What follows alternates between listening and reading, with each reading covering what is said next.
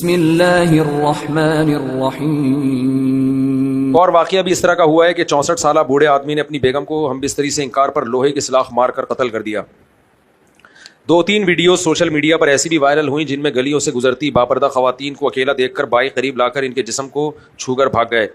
اس video کے نیچے مزید گھٹیا کمنٹس یا پھر اسلامی لوگوں کی جانب سے اسلام کا پیغام کیا لکھا ہوا ہے انداز سے پیش کیا جا رہا ہے اور عورتوں کو ہی قصوروار ٹھہرایا جا رہا ہوتا ہے۔ اس پر بات کریں، کوئی عورت کو چھیڑ کے بھاگ رہا ہے تو اس میں عورت کا کیا قصور ہے، آدمی کا قصور ہے؟ یہ خبر میں نے بھی سنی ہے کہ بیگم نے ہم بستری سے انکار کر دیا تھا تو لوہے کی روڈ سے مار دیا۔ بیگم کے لیے جائز نہیں ہے شریعت میں کہ شوہر جب ہم بستری کرنا چاہ رہا ہو تو وہ انکار کرے، یہ جائز نہیں ہے۔ لیکن اس پہ یہ ری ایکشن کہ اس کو مارنا پیٹنا لوہے سے مار دیا، یہ تو کبیرہ گناہ ہے، اکبر الکبائر ہے، تو ایسے شخص کو پھانسی کے پھندے پہ لٹکا دینا چاہیے۔ تو اب یہ جو اس بوڑھے نے اپنی بیوی کو مارا ہے، یہ ظلم کی انتہا ہے نا۔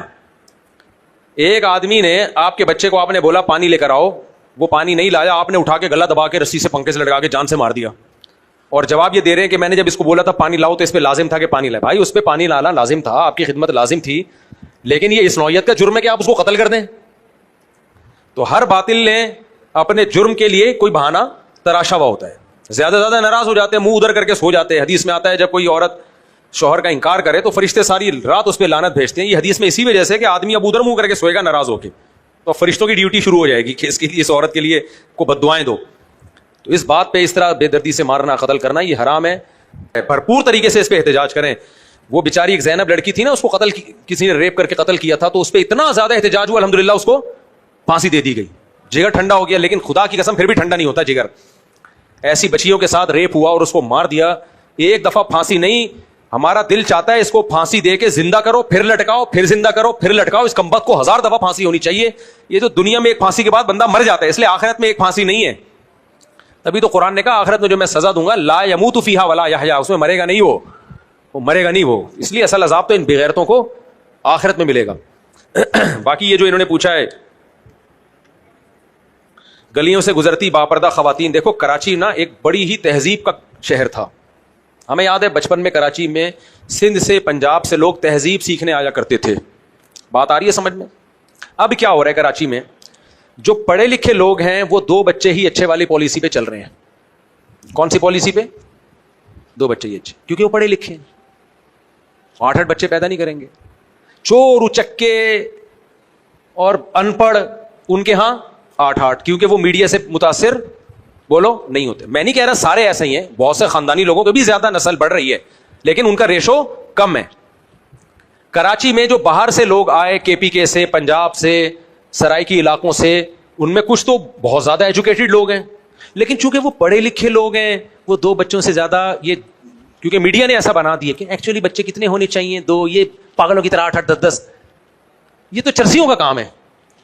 تو اب بتاؤ نسل کس کی بڑھے گی، ان پڑھ لوگوں کی یا پڑھے لکھے لوگوں کی؟ بولو نا، ان پڑھ کی۔ تو جتنے چور اچکے ڈاکو چمار اس ٹائپ کے لوگوں کے دے دنادن درجنوں، کیونکہ وہ کسی سے متاثر نہیں ہوتے۔ اور یہ میں نہیں لکھ رہا، یہ ایک انگریز لکھ کے گیا ہے کہ دنیا میں جہاں بھی فیملی پلاننگ پر عمل ہوا ہے نا، غیر خاندانی لوگوں کی نسلیں بڑی ہیں اس میں۔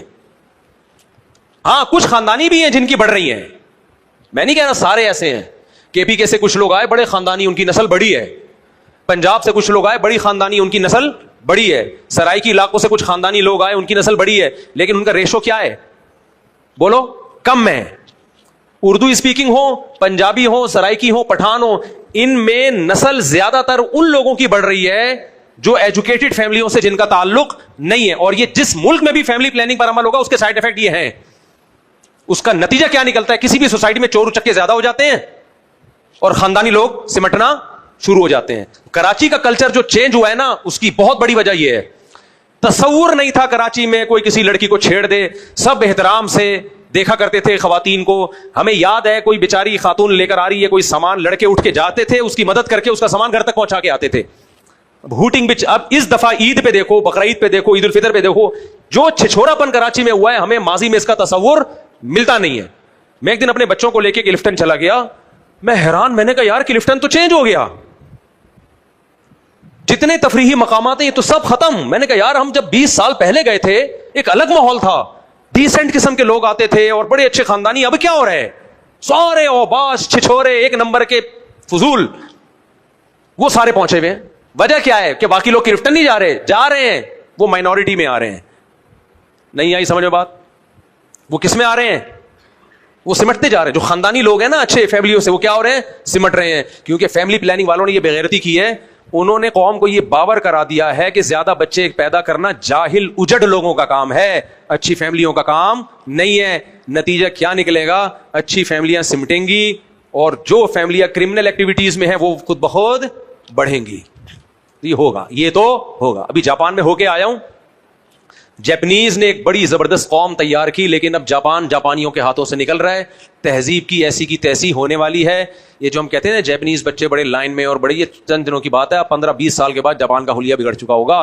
وجہ اس کی یہ کہ پوری دنیا سے, ویتنام سے اور کہاں کہاں سے وہ کرمنل لوگ جاپان میں آ کے آباد ہو رہے ہیں, کیونکہ فیکٹریوں میں کام کرنے کے لیے ان کو بندے چاہیے, اور جاپانیوں کی چونکہ پڑھے لکھے ہیں نا تو نسل گھٹ رہی ہے, تو باہر سے ان کو لوگ بلانے پڑ رہے ہیں. وہ ان کے معیار کے نہیں ہے لیکن مجبوری ہے. تو جاپانی پریشان ہے کہ ہم نے جو ایک کلچر مضبوط خوبصورت بنایا ہے, جس میں چوریاں نہیں ہیں, جس میں جھوٹ نہیں ہے, جس میں ڈسپلن ہے, وہ سارے ڈسپلن کی ایسی کی تیسی. تو کراچی کا بھی بیڑا غرق ہو رہا ہے. وہ کراچی نہیں رہا جو ونس اپون اے ٹائم تہذیب تھی, حیا تھی, بات چیت کی, لوگوں کو تمیز تھی. ہم نے خدا کی قسم, لا الہ الا اللہ, مذاق نہیں کر رہا, بچپن میں گالیاں نہیں سننے کو ملتی تھی ہمیں.